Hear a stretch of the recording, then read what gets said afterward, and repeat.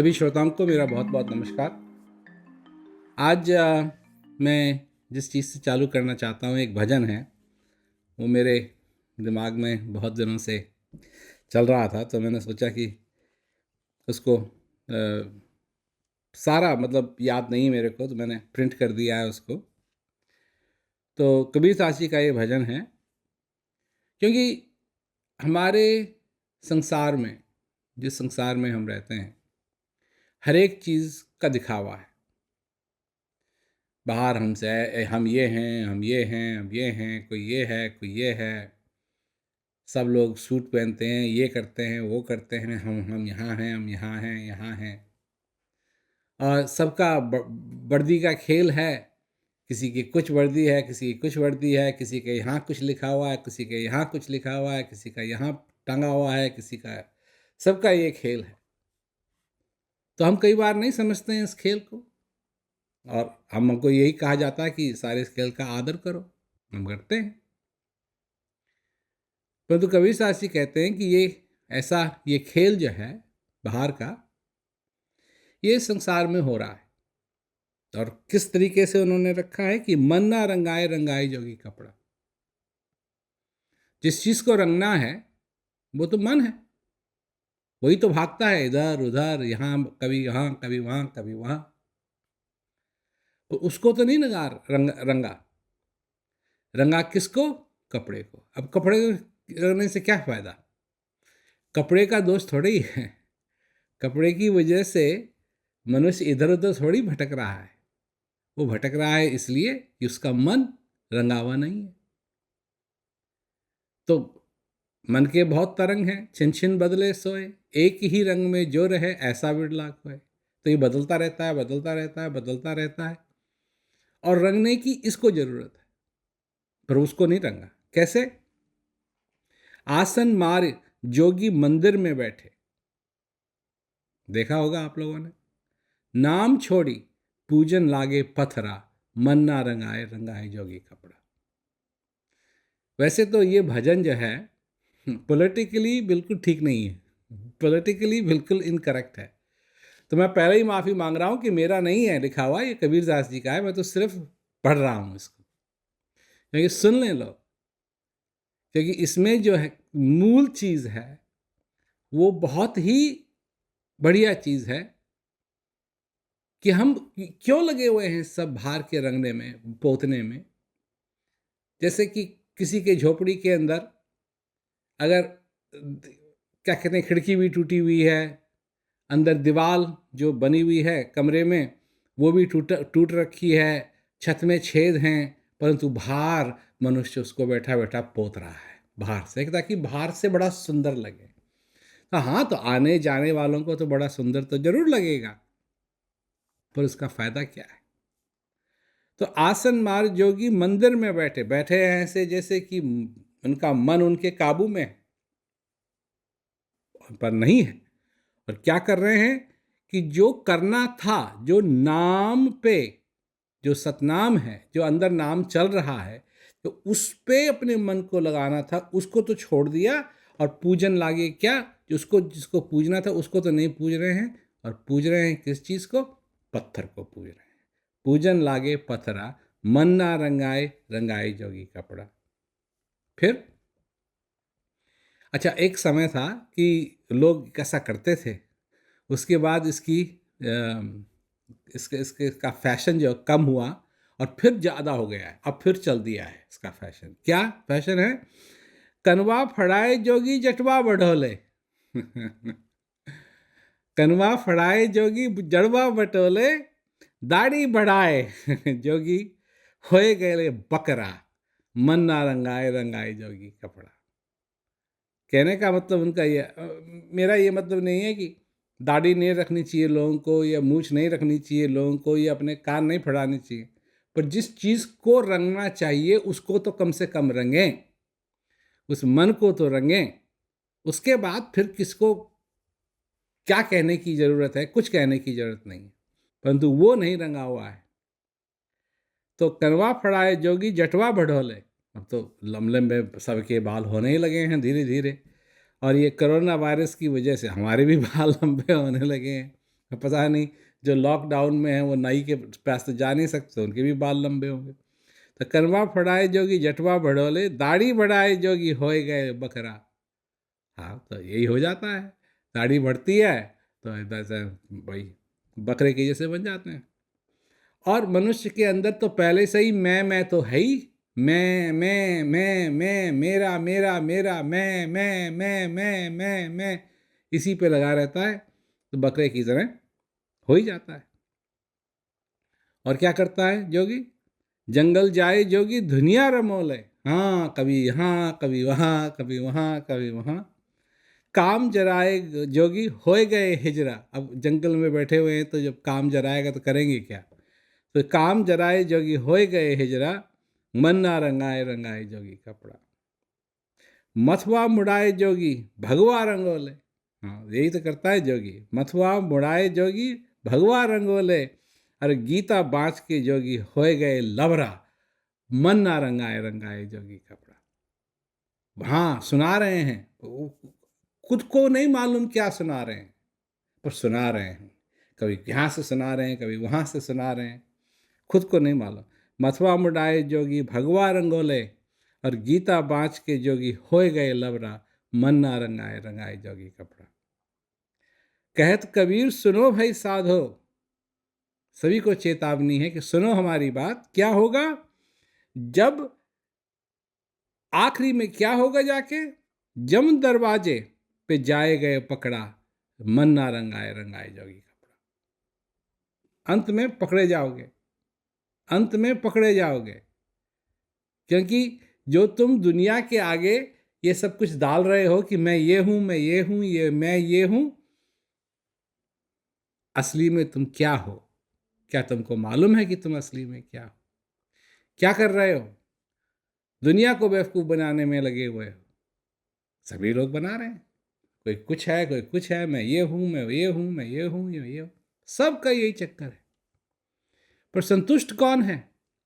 संतुष्ट तो वही संतुष्ट है जिसने सचमुच में अपने मन को रंग लिया है, जिसने उस बात समझ ली है कि मैं यहाँ क्यों हूँ।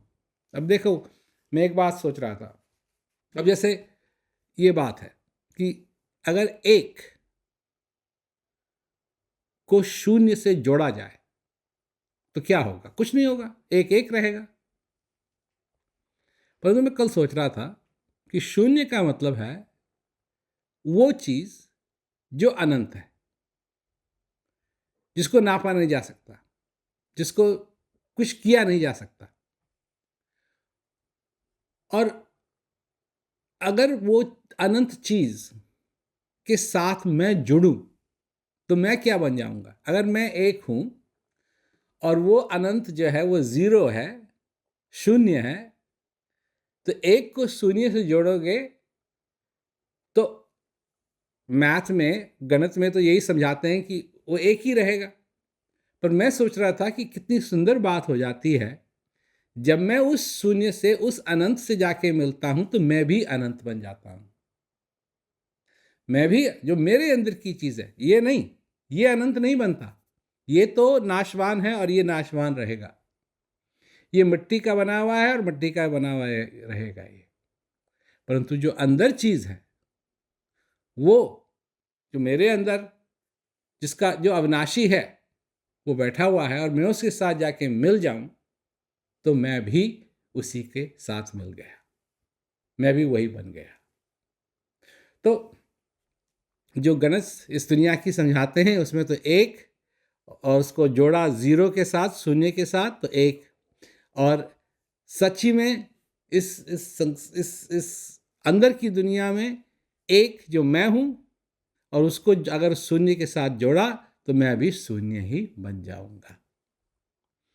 समझने की बात है कि मेरा मैं हूं यही, जो मैंने कबीरदास जी का भजन आप लोगों को सुनाया था कि मैं नहीं मरता, क्योंकि मेरे को कौन मिला है? वो जियावन हारा मिला है, तो मैं कैसे मर सकता हूं? तो वही वाली बात है कि अगर मैं उसके साथ मिल जाऊं और वो मेरे अंदर है, मैं उसको अगर जान लूं, पहचान लूं, वो मेरे अंदर है। परंतु मैं करता क्या हूं? इस दुनिया के ऊपर ध्यान देता हूँ। ये है, ये है, ये है, ये है, ये है। अखबार पढ़ता हूँ, सवेरे सवेरे अखबार पढ़ते हैं, सभी लोग पढ़ते हैं, मैं भी पढ़ता हूँ। तो उसके साथ क्या हो रहा है, उसके साथ क्या हो रहा है, वहाँ क्या हो रहा है, वहाँ क्या हो रहा है, वहाँ क्या हो रहा है। और सच में वो व्यक्ति सबसे सबसे विद्वान वो व्यक्ति है जो कह रहा है यहाँ क्या हो रहा है, यहाँ क्या हो रहा है, यहाँ क्या हो रहा है, और फिर यहाँ क्या हो रहा है। यहाँ जो गड़बड़ हो रही है मैं पढ़ रहा हूँ उसको, वहाँ इसने ये कह दिया, उसने ये कह दिया, अब ये नहीं होगा, वो नहीं होगा, उसके साथ ये नहीं होगा, उसके साथ ये नहीं हो सकता। और यहाँ यहाँ क्या हो रहा है, यहाँ वो लीला हो रही है, यहाँ वो चीज़ हो रही है, यहाँ वो श्वास की बंसी बज रही है। क्यों क्या कि बिना बजाए निस्तिन बाजे घंटा शंख नगारी रे, पहरा सुन सुन मस्त होता है तन की खबर बिसारी रे। ये यहाँ हो रहा है।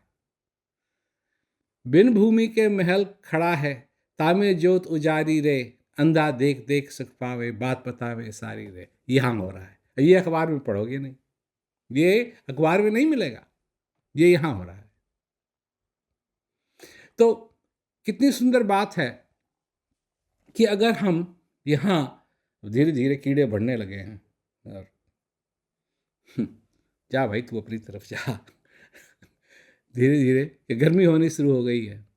तो सबसे बड़ी बात कि मनुष्य इस बात को समझे, इस बात को जाने कि यहाँ क्या हो रहा है। जो यहाँ हो रहा है ये सच है, जो यहाँ हो रहा है, जो बाहर हो रहा है, ये सच नहीं है। ये बदलता रहेगा, बदलता रहेगा, बदलता रहेगा, बदलता रहेगा।